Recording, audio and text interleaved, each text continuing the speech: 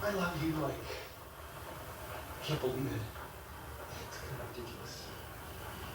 I've been thinking, and I know it's crazy, especially for me, but maybe when we get back, we should move in together. Wow, really? Think of that? What do you think? What do I think?